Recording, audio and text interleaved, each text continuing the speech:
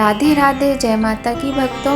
आप सभी का स्वागत करती हूँ स्पिरिचुअल ज्ञान साधना में और आप सभी से अनुरोध करती हूँ कि स्पिरिचुअल ज्ञान साधना को सब्सक्राइब कर लीजिए और बेल आइकन को प्रेस कर दीजिए ताकि आपको नई नई वीडियोस का नोटिफिकेशन मिलता रहे। राधे राधे, जय माता की। कैसे आप सभी लोग? हम आशा करते हैं सभी लोग ईश्वर की कृपा से बहुत अच्छे होंगे और भगवान से, अपने श्री हरि विष्णु भगवान से प्रार्थना करते हैं कि उनकी कृपा आप पर, हम सभी पर सदा ही बनी रहे। तो एकादशी व्रत के विषय में जानकारी आप सभी को मिल चुकी है। तो आज हम जो वीडियो लेकर आए हैं वो है भाद्रपद माह के कृष्ण पक्ष की अजा एकादशी से संबंधित। तो आज हम इस वीडियो में आपको अजा एकादशी व्रत की कथा सुनाएंगे। आपको कथा पसंद आए तो आप लाइक कीजिएगा और आपसे एक अनुरोध हम अवश्य करेंगे कि जो आपके घर के बच्चे हैं उनको ये कथा अवश्य सुनवाइए। देखिए, किसी भी व्रत या त्योहार से जुड़ी कोई भी कथा है तो घर के बच्चों को वो अवश्य सुनवाइए। आज के समय में हर व्यक्ति इतना व्यस्त रहता है कि किसी के भी पास समय नहीं होता है, किंतु बहुत ही अच्छी ये बात है कि हमारे पास ये फ़ोन, मोबाइल, यूट्यूब जैसी सुविधाएं हैं जिनसे हम बच्चों को अपने धर्म की, संस्कार की बातें, कहानियाँ सुनवा सकते हैं और बच्चे हमारे वो सुनकर उनका पालन करते हैं। कुछ तो सोचते हैं ना, उनको भी ज्ञान मिलता है, जानकारी मिलती है प्रत्येक विषय में। तो ये जो इस प्रकार की धर्म की, संस्कार की बातें होती हैं, सदाचार की बातें होती हैं, ये हमारे बच्चों तक अवश्य जानी चाहिए, क्योंकि इस भागदौड़ भरे समय में माता पिता के पास तो समय होता नहीं है, जॉइंट फैमिली भी बहुत ही कम होती हैं। तो क्यों ना हम YouTube के माध्यम से अपने बच्चों को ऐसी धार्मिक और संस्कार, सदाचार की बातों से भरी हुई कहानियाँ सुनवाएं, है ना। तो बस आपसे इतना सा अनुरोध है। तो आइए प्रारंभ करते हैं आज की कथा। आप सभी जानते हैं कि जो एकादशी का व्रत होता है वो बहुत ही फलदायी, बहुत ही महत्वपूर्ण होता है। एकादशी के व्रत से हमारे जितने भी पाप होते हैं वो पापों से हमें मुक्ति मिलती है और मोक्ष की प्राप्ति होती है। कहते हैं जो व्यक्ति एकादशी व्रत को करता है उसे मृत्यु के बाद वैकुंठ धाम में स्थान प्राप्त होता है। तो सबसे पहले हम भगवान की जय बोलते हुए इस कथा को फिर प्रारंभ करते हैं।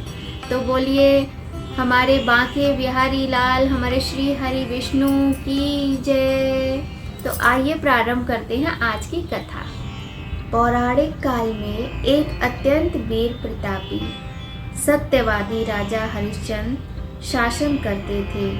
एक दिन भगवान की इच्छा के अनुसार वे अपने राज्य को एक ऋषि को दान करके और अपनी पत्नी और पुत्र को साथ में लेकर अपने राज्य से निकल पड़े। किंतु भगवान को उनकी परीक्षा लेनी थी, तो राजा हरिश्चंद्र जी ने अपनी पत्नी को और पुत्र को बेच दिया।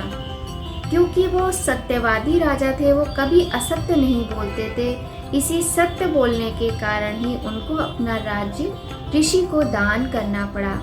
इसके बाद वे स्वयं चांडाल के दास बन गए और चांडाल के साथ काम करने लगे। राजा ने चांडाल के यहाँ कफन लेने का काम किया, लेकिन उन्होंने इस कठिन समय में भी सत्य के मार्ग पर चलने से कभी मना नहीं किया। वे सदैव अपने जीवन में सत्य के धर्म को हमेशा पालन करते रहे। कई वर्षों तक ऐसे ही रहने के बाद राजा हरिश्चंद्र ने अपने नीच कर्म से मुक्ति पाने का उपाय खोजा। उन्होंने सोचा, ये कार्य करते करते बहुत अधिक समय हो गया है, अब मुझे क्या करना चाहिए, कैसे इस नीच कर्म से मुक्त हो सकता हूँ। एक दिन महर्षि गौतम उनके पास पहुँचे और वह ऋषि को प्रणाम करके अपने दुख भरी कहानी सुनाने लगे। राजा हरिश्चंद्र की दुख भरी कहानी सुनकर महर्षि गौतम भी अत्यंत दुखी हुए और उन्होंने राजा से कहा, हे राजा, भादों के कृष्ण पक्ष की एकादशी का नाम अजा है। तुम अजा एकादशी का व्रत विधि विधान पूर्वक करो और रात्रि को जागरण करो, इससे तुम्हारे सभी पापों का नाश होगा। महर्षि गौतम इतना कहकर चले गए।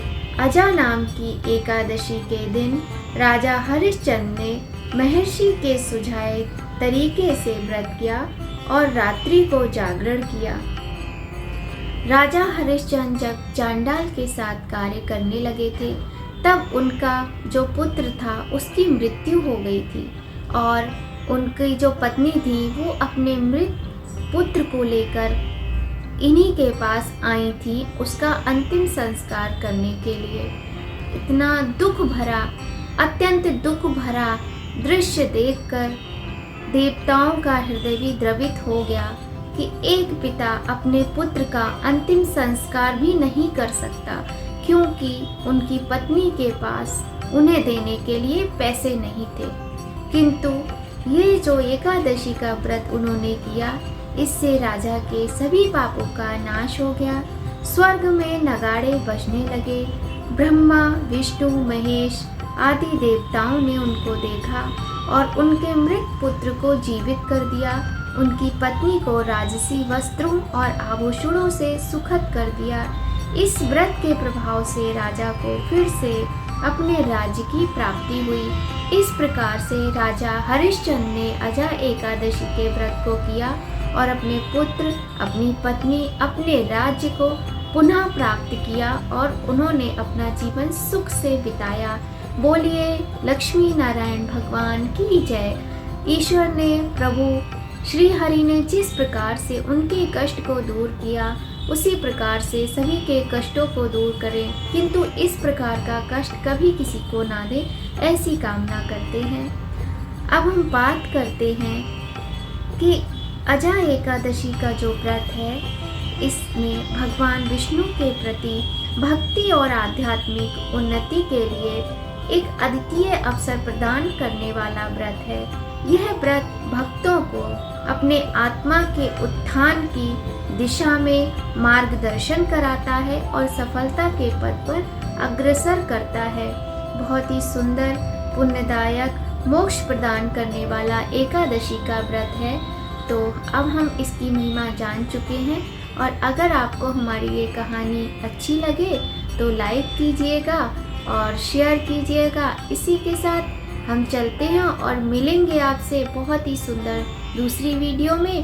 राधे राधे, जय माता की, जय श्री कृष्णा।